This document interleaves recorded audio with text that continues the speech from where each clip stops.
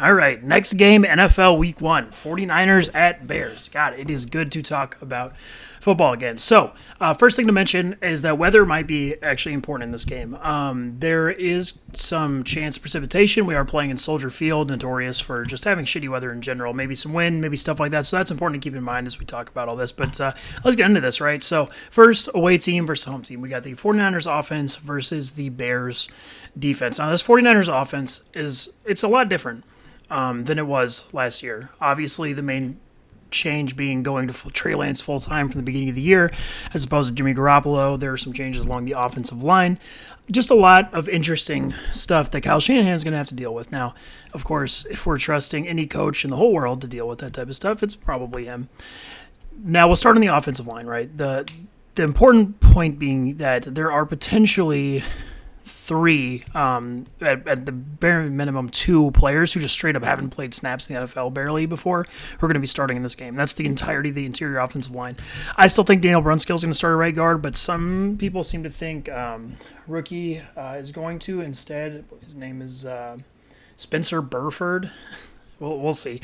Now, that's going to create issues, but there are some things that are important to remember with the 49ers and their ability to run the ball, obviously. And then we got the Bears defense. Also going through some changes, especially on the defensive line. There's just a lot of new starters, frankly, some rookies here that we'll get into. But first of all, when we talk about these offense versus defenses, can this team run the ball? So can the 49ers run the ball against this Bears defense, right? Well, the 49ers really depend on controlling the edges of the run game, being able to move laterally, get people out of position, and take advantage of weak spots on a defense. The Bears defense is very prone to some of that stuff.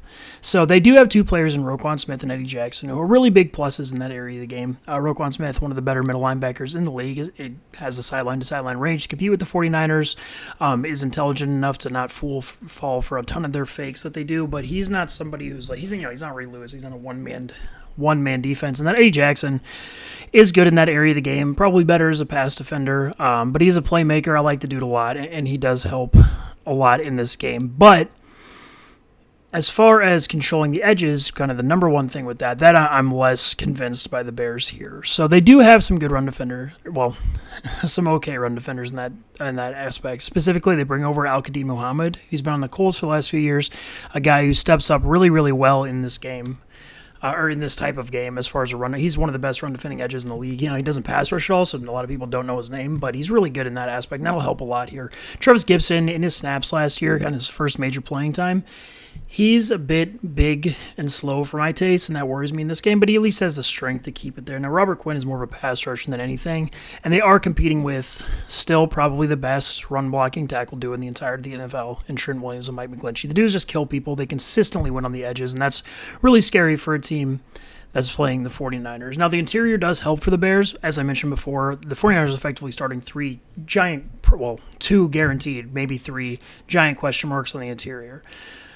Now, question marks, and this is going to be a theme to this game too, question marks don't equal bad necessarily. It's just more worry. And importantly for the 49ers in this game, I don't know how much it matters. Because like I said, they depend so much on attacking space outside of the hash marks, even in their run game, that a lot of times, even if these guys lose on the interior, they're kind of going to get ran around anyway, and their jobs are made really easy in that they're not necessarily having to win, they're just having to get to spots. Now, the Bears can still get in the backfield. There will be plays made by Justin Jones specifically, a guy they bring over from the Chargers, who I'm a gigantic fan of, one of the best defensive tackles in the league, incredibly good. Injured for a lot of last year, but he'll help a lot in this game. He's the type of player, he does have the athleticism to keep up a little bit. I like him a lot. But Mike Pennell Jr., they bring over Armon Watts from the Vikings, Angelo Blackson. I'm actually big fans of all of these players, and I think they're really going to be good as the season goes on. But in this game specifically, outside of maybe a little bit of Angelo Blackson, I don't know how much they're going to affect what the 49ers do. And more importantly, the Bears are starting a guy by the name of Nick Morrow at linebacker, very likely.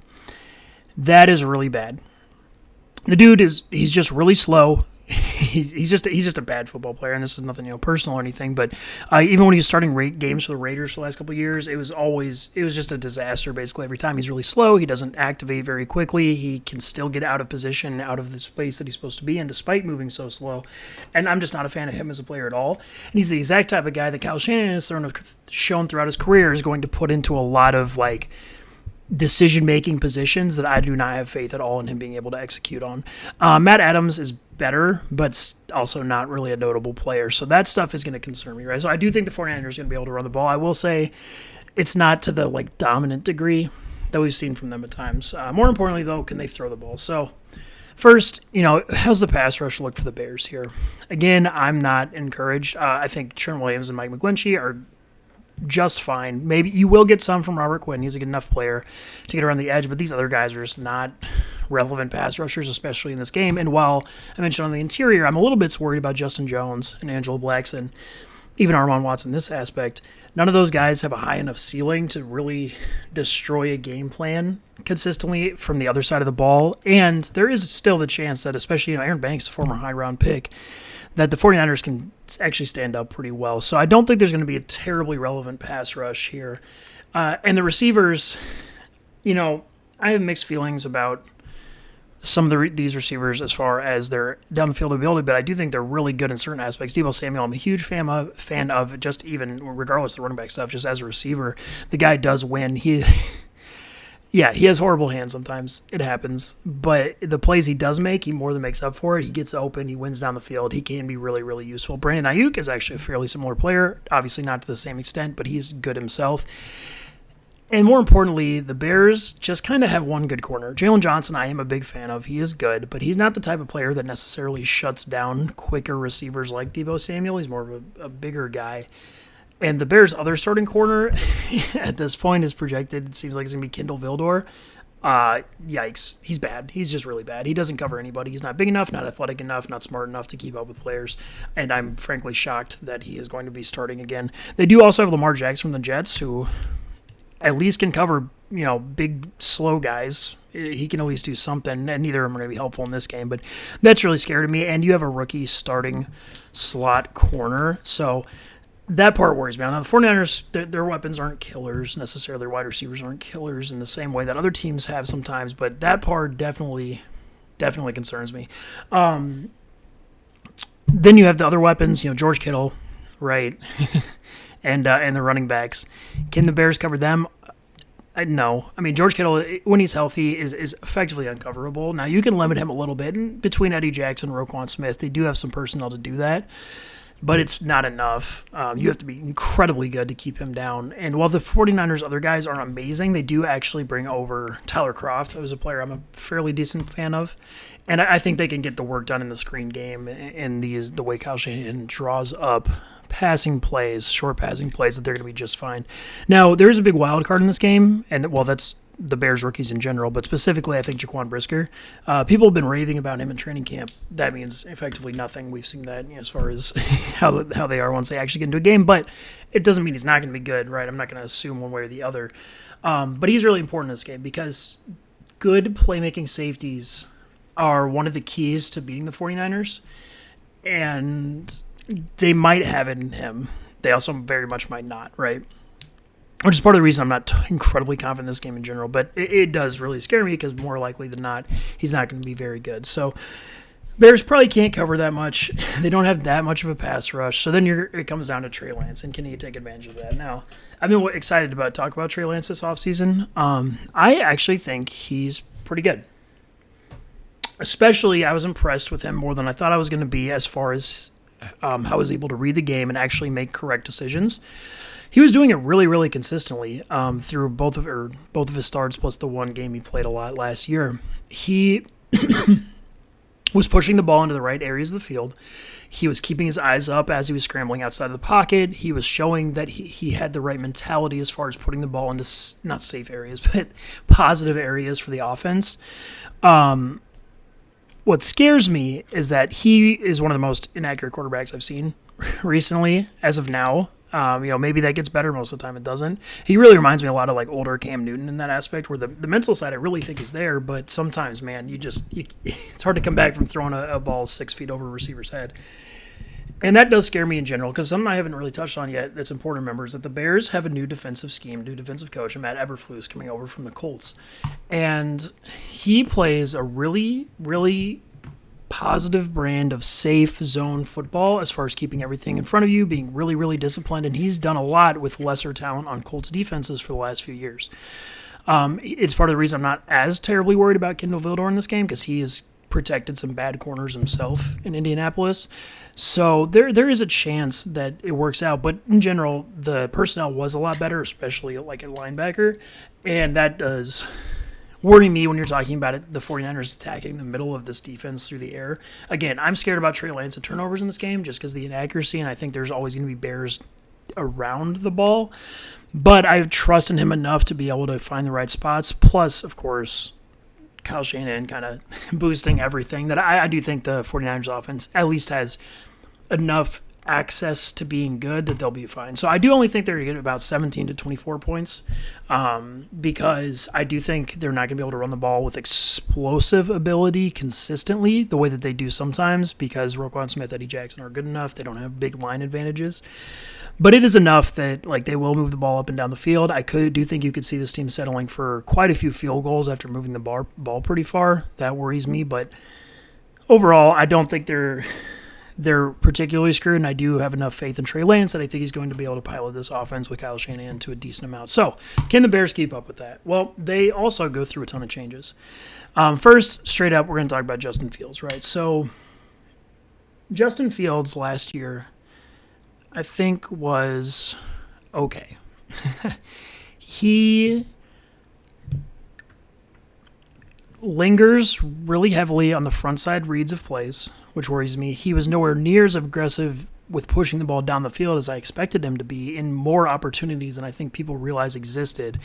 And while he was good with his legs, I don't think he was particularly explosive in a lot of ways. I actually was a little bit underwhelmed the way that people talked about him going into it. He is fast, don't get me wrong. It's just the way, I don't really think he's making people miss the way that I was hoping for.